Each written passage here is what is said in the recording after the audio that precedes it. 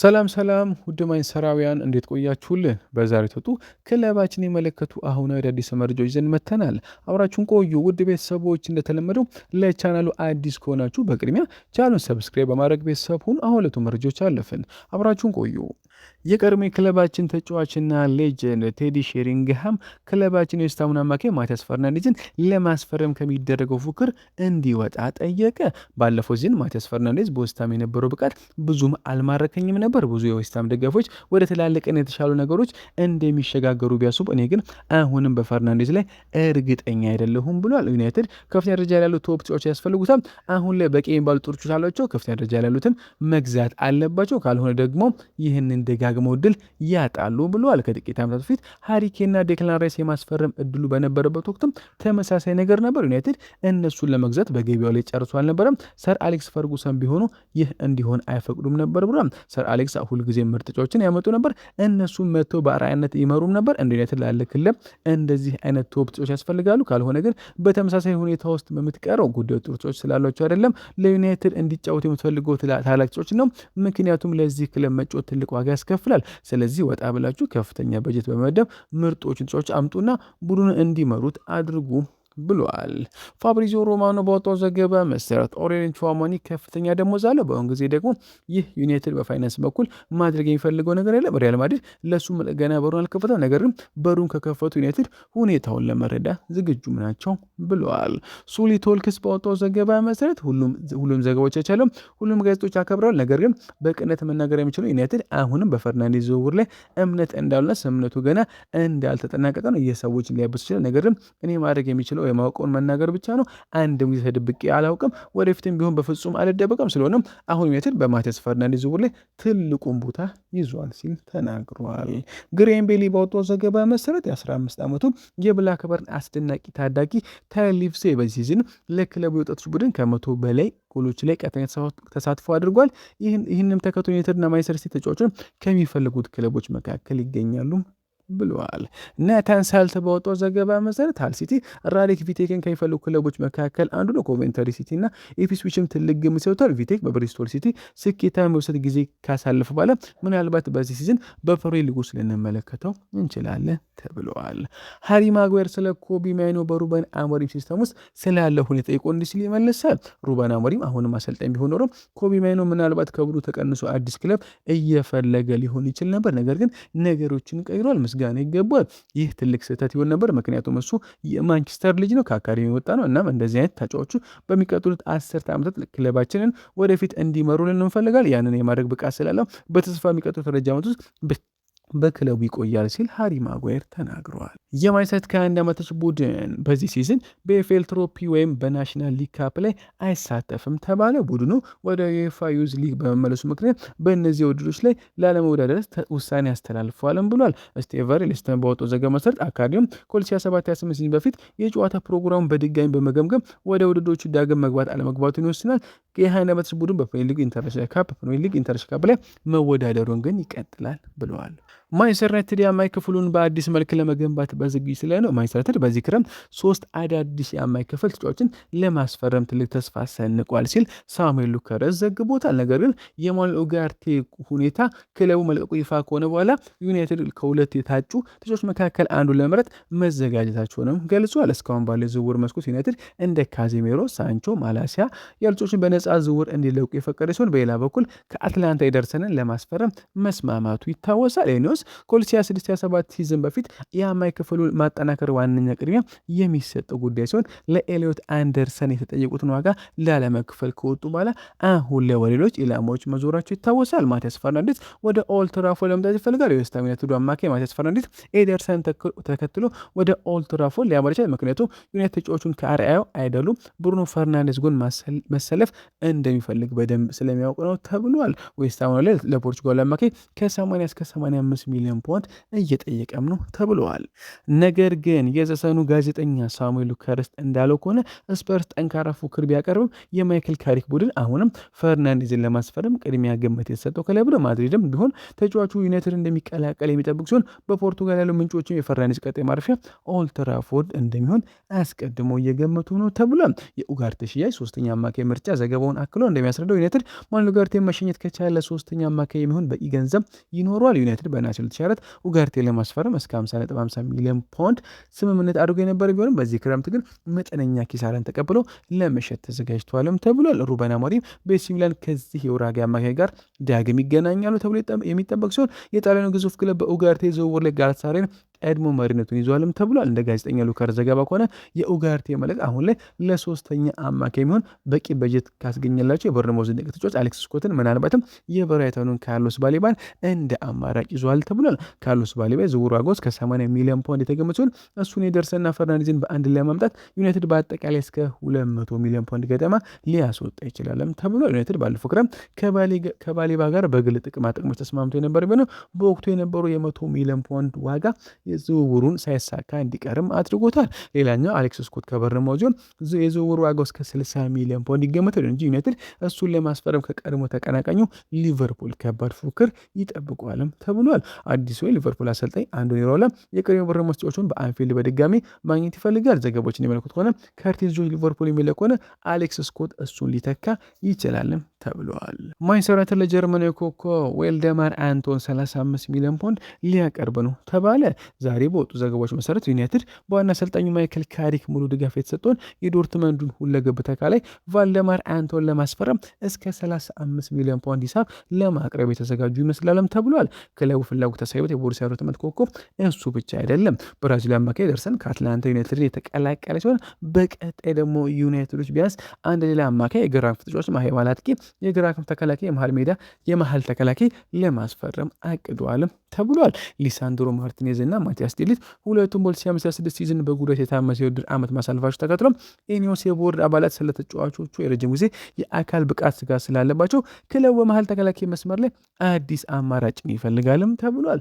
ሃሪ ማጓሪ አንድ ዓመት አዲስ ውል ቢፈርም አሰልጣኝ ካሪክ ግን ውሎ አድሮ ከእንግሊዝ ተከላካይ ተረካቢ ቢሆን አማራጭ ማግኘት ይሻሉ። ካሪክ ለአንቷን ዝውውር አረንጓዴ መብራት ሰጥቷልም ተብሏል። በዶርትመንድ ላይ ተመርኩዞ የሚዘገበው ሩሁር ናህሪሽተን እንደዘገበው ከሆነ ዩናይትድ የተከላካይ ክፍል ለማጠናከር ለአንቶን ያላቸውን ፍላጎት ገልጿል። አንቶን በዶርትመንድ ቤት አስተማማኝ ልምድ ያለው መሪ መሆኑ ያስመሰከረ ሲሆን የእሱ ጠንካራ ብቃት የዩናይትድ ስካውቶችን በተደጋጋሚ ቀልብ ስቧልም ተብለዋል። ተጫዋቹ 14 ጊዜ ለጀርመን ብሔራዊ ቡድን የተሰለፈ ሲሆን ሁለገብ ሲሆን በዋናነት በቀኝ የመሃል ተከላካይ ሆኖ ይሰለፍ ቢሆንም አስፈላጊ ሆኖ ከተገኘ በቀኝ መስመር ተከላካይነትም መጫወት ይችላል ተብሏል። በዩናይትድ ቤት በቋሚነት የመቀጠል ዕድል ያገኘው አሰልጣኝ ማይክል ካሪክ የ29 ዓመቱን ተከላካይ በኦልድ ትራፎርድ በቀላሉ ደምቆ መታየት እንደሚችል በመግለጹ ክለቡ እሱን ለማስፈረም እንዲንቀሳቀስም ደግፏል ተብሏል። የተጫዋቹን እስከ 28 የሚቆይ በሆነው ዩናይትድ በጥሩ ዋጋ ሊያገኘው እንደሚችል ይታመናል። ዶርትመንድ ለአንቶን አዲሱን ለማቅረብ ይፈልግም። ተጫዋቹ ግን ወደ ዩናይትድ በመምጣት በሚያገኘው ክብርና ከፍተኛ ክፍያ የመሳብ እድሉ ሰፊ ነው ተብሏል። ዘሚረር በዘገበው ዘገባ መሰረት ዩናይትድ ለአንቶን እስከ 35 ሚሊዮን ፓውንድ ጥያቄ ለማቅረብ እየተዘጋጀም ነው ተብሏል። አሁን ላይ ካሪክ ዝውውሩን በመደገፉ ጥያቄው በቅርቡ ለዶርትመንድ ሊቀርብም ይችላልም ተብለዋል። ሆኖም ግን ዶርትመንድ በዚህ ክረምት ዩናይትድ የሚሸጠው ሌላኛው ተጫዋች ፌሊክስ ኔሜቻንም ሊሆን ይችላልም ተብሏል። ፌሊክስ ኔሜቻ ባለፈው ቅዳሜ ከዩናይትድና ከሊቨርፑል ጋር ተወካዮቹ ንግግር አድርጓል መባሉ ይታወሳል። የ5 ዓመቱ አማካይ የማንቸስተር ሲቲ አካዳሚ ውጤት ሲሆን በዚህ ክረምት ወደ እንግሊዝ ለመመለስ ፍላጎት አለውም ተብሏል። ወደ ፕሪሚየር ሊጉ መዘዋወሩም በጣም እውን ሊሆን የሚችል መፍትሄ ተደርጎ ይወሰዳልም ተብሏል። ዶርትመንድ ኔሜቻ ለመልቀቅ እስከ 52 ሚሊዮን ፓውንድ ይጠይቃልም ተብሏል።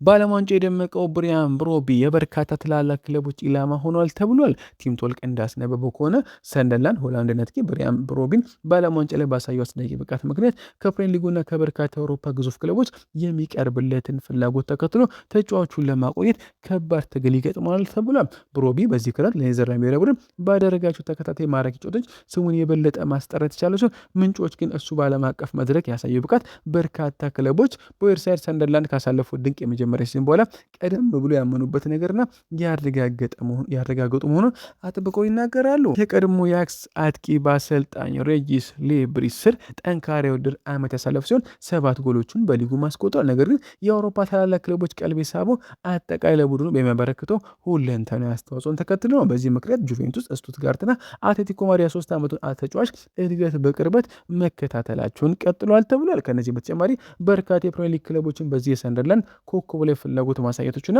በክረምት የዝውውር መስኮት ጥያቄ ለማቅረብ እየተመለከቱ መሆኑን ማወቅም ተችሏል። ከቤንጃሚን ሴስኮ ጋር የሚፎካከር ራሱን የሚያግዝ አጥቂ የሚፈልጉ ማይሳተር ተጫዋቹ ለረጅም ጊዜ ሲከታተሉ ተንበሩ እና አሁንም ከፍተኛ ፍላጎት ካላቸው ክለቦች መካከል አንዱ እንደሆኑ ይነገራል። ነገር ዩናይትድ ብቻውን ያለ ምንጮች እንደሚያደርጉት ቶተንሃም፣ ቼልሲ፣ አስቶን ቪላ ባለፈው ክረምት በ21 ሚሊዮን ዩሮ ወደ ሰንደርላንድ ከመዘወር በፊትም ተጫዋቹ ላይ ፍላጎት ስላላቸው አሁንም ፍላጎታቸውን አላቀዘቀዙም ተብለዋል። በተለይም የስካውት ባለሙያዎች በአጥቂው አካል ብቃት ጥንካሬ፣ በኳስ ቁጥጥር ወቅት በሚያሳይ ብስለትና በተጋጣሚ ላይ በሚያደርገው የማጥቃት ጫና እጅግ የተለቁ ሲሆን የ24 ዓመት ገና ብዙ የመሻሻል አቅም እንዳለውም ያምናሉ ተብሏል። ሰንደርላንዶች ስለ ብሮቢ ወደፊት ቆይታ ግልጽ አቋም አላቸው። የሰንደርላንድ የቦርድ አባላት በክለቡ ምርጥ ተጫዋች ላይ የመጣ ያለውን ከፍተኛ ትርፍ በሚገባ የተረዱ ቢሆንም ተጫዋቹን የመሸጥ ምንም አይነት ፍላጎት እንደሌላቸውና ይህንም የኔዘርላንድ ብሔራዊ ቡድን ኮከብ በስታዲየም ኦፍ ላይት ለማቆየት ያላቸውን አቅም ሁሉ ለመጠቀም ወስነዋል ተብሏል። ብሮቢ ከክለቡ ጋር እስከ 29 ድረስ ኮንትራት አለው። ሰንደርላንድ ብሮቢን እንደ ረጅም ጊዜ ፕሮጀክታቸው ቁልፍ አካል አድርገው የሚመለከቱ ሲሆን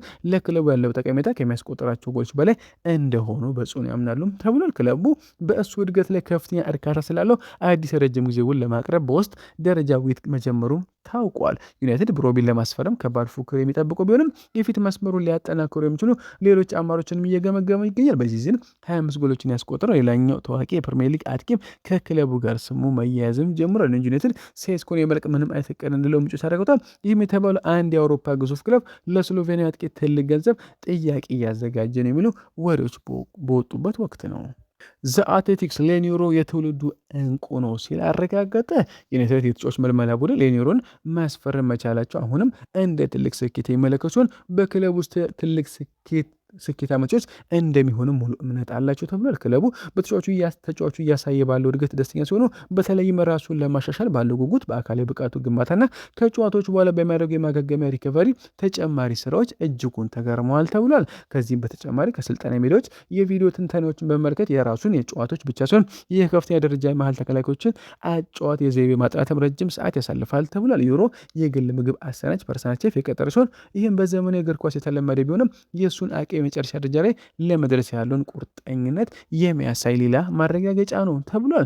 ክለቡ ከተጫዋቹ የተረጋጋ ባህሪና ከእግር ኳስ ውጭ ካለው ጸጥተኛ ህይወት ጀርባ ትልቅ ጥንካሬ እንዳለ ይናገራል። በአሁኑ ሰዓት በማንቸስተር ከተማ ውስጥ ለረጅም ጊዜ አብረው ከነበረችው ትልቅ የሞራል ድጋፍ ከመሰጠው ፍቅረኛው ጋር የሚኖር ሲሆን ቀሪ ቤተሰቡ ግን በፈረንሳይ ይገኛል። ተጫዋቹ ሆነ ክለቡ ሙሉ ብቃቱን ለማውጣት አሁን የሚቀሩ ስራዎች እንዳሉ የበለጠ ወጥ የሆነ ብቃት እንደሚያስፈልጉ ግን ያምናሉ ተብለዋል። ብሩኖ ፈርናንዴዝ ከሳውዲ አረቢያ ፍላጎት በኋላ የዝውውር ውሳኔ ለቡድን አጋሮቹ አሳወቀ። ማንቸስተር ካፒቴን ብሩኖ ፈርናንዴዝ የሚቆይ ይመስላል። ተጫዋቹ በዚህ ክረምት ኦልድ ትራፎርድን የመልቀቅ ምንም እቅድ እንደሌለው በግልጽ አስታውቋል ተብሏል። እንደ ቶልክ ስፖርት ዘገባ ከሆነ የ31 ዓመት ፖርቹጋል አማካይ ከሳውዲ ፕሮ ሊግ ክለቦች ከፍተኛ የገንዘብ ጥያቄ ቢቀርብለትም በዩናይትድ የመቆየት ፍላጎት እንዳለው ለአንዳንድ የቡድን አጋሮቹ ተናግሯል ተብሏል። ብሩኖ ፈርናንዴዝ ከጥር 2020 ጀምሮ የዩናይትድ ቁልፍ ተጫዋች ሲሆን ቡድኑ በሚቸገርበት ወቅት ጭምር ፈጠራን በማቅረብ ረገድ ትልቁን ድርሻ የሚወጣ ተጫዋች ሲሆን የሳውዲ ክለቦች እጅግ ግዙፍ ደሞዝ ሊያቀርቡለት ቢችሉም ብሩኖ ፈርናንዴዝ ግን በኦልድ ትራፎርድ ላለው ሚና ቅድሚያ ይሰጣልም ተብሏል። ይህ ውሳኔ በክረምቱ በርካታ ለውጦች ለሚያደርጉ ዩናይትድና ለደጋፊዎች ትልቅ እፎይታንም ይሰጣል ተብሏል። ካፒቴኑን ማቆየት የተጫዋቹን ክህሎት ብቻ ሲሆን የዩናይትድን ጫና ሊቋቋም የሚችል መሪና ልምድ ያለው ስብዕና በቡድን ውስጥ ማቆየት ማለት ነው ተብለዋል። አዲስ የቦርንማውዝ አሰልጣኝ ማርክ ሮዝ አሌክስ ስኮት ወደ ዩናይትድ እንዳይዘዋወር እያገዱ ነው ተባለ። አዲስ የቦርንማውዝ አሰልጣኝ ማርክ ሮዝ ዩናይትድ ለእንግሊዝ የተስፋ ሰጪ አማካይ አዲስ ጎዝ ቢያደርግም በዚህ ክረምት አሌክስ ስኮት እንዲሸጥ እንደማይፈልግ ለክለቡ የበላይ ኃላፊዎች በግልጽ አሳውቋልም ተብሏል። ዩናይትድ ከካሪካ አማራጮች መካከል ስኮትን በቁም ነገር እያሰቡበት ይገኛል። ዩናይትድ በዚህ ክረምት 3 አማካዮችን ለማስፈረም እያቀረ ሲሆን ካዜሚሮ መውጣቱ የተረጋገጠ ሲሆን ማኑኤል ጋርቲም ይለቃል ተብሎ ይጠበቃል። ለአትላንታ አማካይ ደርሰን ስም የተደረሰ ሲሆን ክሪስቲያኖ ማቲያስ ፈርናንዴዝ ጋርም ሰፊ ንግግር የተደረገ ነው። የስፖርት ዳይሬክተሩ ጄሰን ዊልኮክስ ግን የፈርናንዴዝን ዝውውር እየመሩት ቢሆንም ቶተንሃም በዝውውሩ ላይ ትልቅ እምርታ ማሳየትና ተጫዋቹ በለንደን ውስጥ የመቆየት ፍላጎት ማሳደሩ ዩናይትድ ወደ አማሮቹ እንዲያተኩር ያደርጉታልም ተብሏል። በርንማውዝ እስከ 70 ሚሊዮን ፓውንድ የተገመተውን አሌክስ ስኮት ሌላ የተደራረሱ ያለ ተጫዋች ነው። ጀርመን አሰልጣኝ ማርክ ሮስ ግን የሁለት ዓመቱ አማካይ በአዲስ የበርንማውዝ ስብስብ ውስጥ እንደ ዋና ሰው ይመለከተው በመሆኑም ክለቡ ተጫዋቹን የሚያሸጥ መሆኑን ለጠያቂዎቹ እንዲያሳውቅም ተናግሯል። በተጨማሪም በርንማውዝ ለተጫዋቹ አዲስ ውል ማዘጋጀት የተጀመረ ሲሆን ውሉ ላይ ወደፊት ትልቅ ክለብ ከመጣ ሊያስለቅቀው የሚችል የውል ማፈረሻም ለማስቀመጥ አቅዷልም ተብሏል። ማንቸስተር ሲቲ በኤሊዮት አንደርሰን ላይ ያደረገው ከፍተኛ ዋጋ ዝውውር በአሁኑ ሰዓት የሁሉ ምርጥ አማካዮችን ዋጋ ሰማይ እንዲነካ ማድረጉ ይታወቃል። ዴቪድ ዴሂያ የዝውውር ውሳኔን ያሳለፈ ወደ ማንቸስተር የመመለሻን በር ከፈተ ተባለ። ዴቪድ ዴሂያ ስለ ወደፊት ቆይታው ውሳኔ ያሳለፈ ሲሆን ይህም የፊዮሬንቲና ግብ ጠባቂ በዚህ ክረምት ወደ ማንቸስተር አስደናቂና ያልተጠበቀ መመለሻ ሊያደርግ እንደሚችል ፍንጮችን ሰጥቷል ተባለ። እድሜው 35 የደረሰው ዴሂያ በኦልትራፎርድ 12 ዓመታት የቆየ ሲሆን በሰኔ 2023 ዩናይትድ ለቆ መውጣቱ ይታወሳል። በእነዚያ ጊዜያት ውስጥ ዴቪድ ዴሂያ 545 ጨዋታዎችን የተደረገ ሲሆን ፕሪሚየር ሊግን፣ ኤፍ ኤ ካፕን፣ ካራባኦ ካፕ፣ ዩሮፓ ሊግን ጨምሮ በርካታ ክብሮችን በክለባችን ማሸነፍም ችሏል። ነገር ግን ስፔን ግብ ጠባቂ ሁሉ በመጠናቀቁ ምክንያት ክለቡን በነፃ በወቅቱ በፍሪ ኤጀንትነት ለቆ መውጣቱ ይታወሳል። ነገር ግን በወቅቱ በቀጥታ ወደ ሳውዲ አረቢያ ሊያመራ እንደሚችል ወሬዎች ቢኖርም የቀድሞ አትሌቲኮ ግብ ጠባቂ ግን ከእግር ኳስ ሜዳዎች ለረጅም ጊዜ ለማሳለፍ መርጦም ነበር። በእርግጥ ዴሂያ ለአንድ ዓመት ከ2 ወር ገደማ በሌላ ክለብ ሳይፈረም ከቆየ በኋላ በነሐሴ 2004 ወደ ጣሊያኑ ሴሪ ክለብ ፊዮሬንቲና ማምራቱም ይታወሳል። ስፔን ግብ ጠባቂ በፍሎረንስ ፊዮሬንቲና የመጀመሪያ ሲዝኑ ጥሩ ብቃት ያሳየ ሲሆን በ42 ጨዋታዎች 11 ጊዜ መረቡን ሳያስደፍር መውጣቱም ይታወሳል።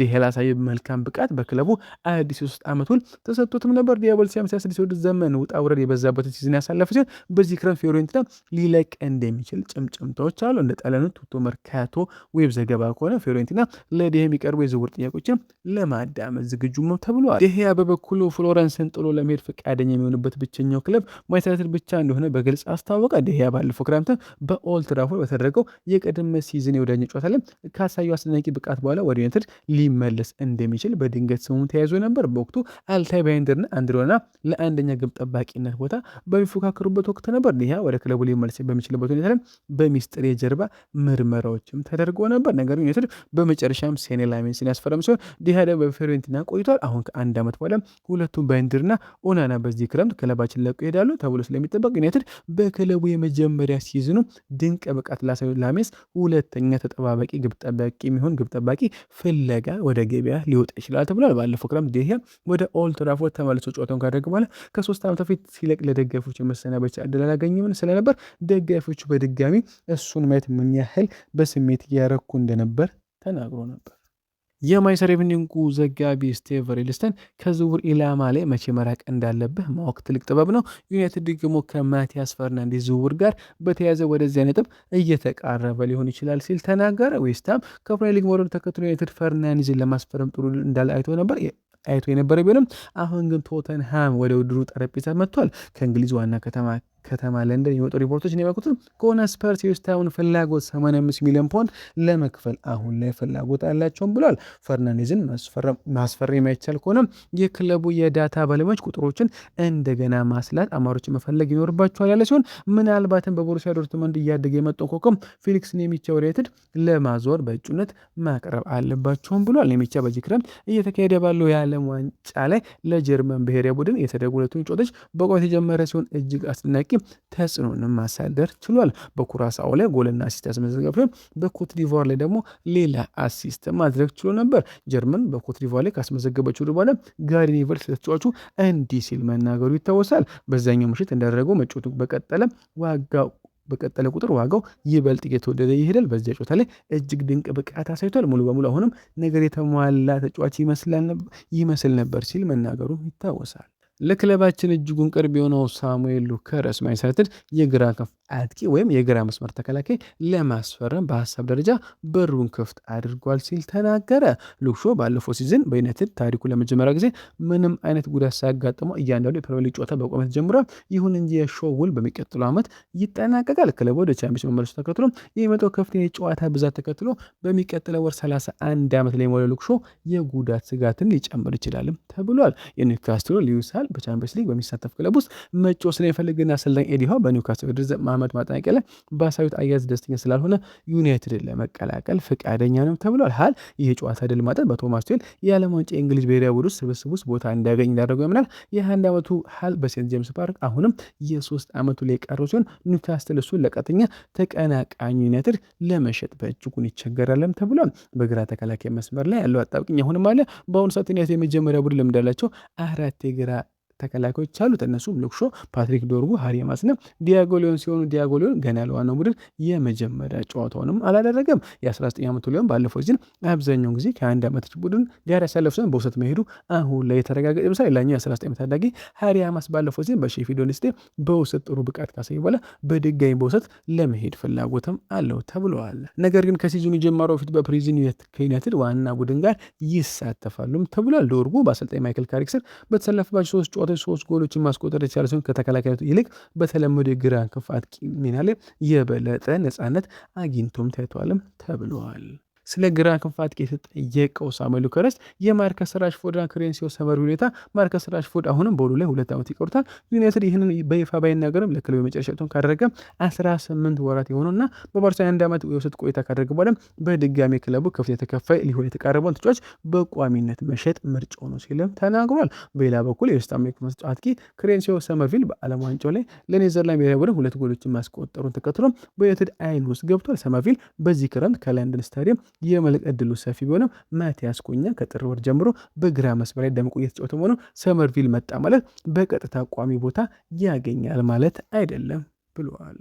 ሳሙኤል ሉካስ በመጨረሻም ስለ አጥቂ መስመሩ መረጃን ሲያጋሪ አማካይ ክፍልና የግራ መስመር ዩናይትድ ዋነኛ ቅድሚያ የሚሰጣቸው ቦታዎች ቢሆንም ቤንጃሚን ሴስኮ ሊያግዝ የሚችል የበለጠ ብቃት ያለው አጥቂ ማምጣትም አስፈላጊም ነው ተብሏል። ጆሹዋ ዚርክዜ ባለፉት 18 ወራት ውስጥ ያስቆጠረው 2 የፕሪሚየር ሊግ ጎሎች ብቻ ነው። ከ2 ዓመት በፊት ከቦሎኛ በ36 ሚሊዮን ፓውንድ ከተዘዋወረ በአጠቃላይ ዩናይትድ ባደረጋቸው 75 ጨዋታዎች ማስቆጠር የቻለው 9 ጎሎችን ብቻ ነው። በተለይም ባለፈው ሲዝን የመጨረሻዎቹ 6 ወራት ውስጥ በቋሚ የተጀመረው አንድ ጨዋታ ብቻ ነበር። ይሁን እንጂ ይህ ሆላንዳዊ አጥቂ በቡድን አጋሮቹ ዘንድ በእጅጉ የሚወደድ ከመሆኑ በላይ የኒውስ ባለቤትነት ዘመን የመጀመሪያ ይፋይ ፈራኝ በሆነው ክለቡን ለመሸጥ ካቀዳቸው ተርታ ውስጥ በቅድሚያ የሚሰለፍ አይደለም ግን ተብለዋል።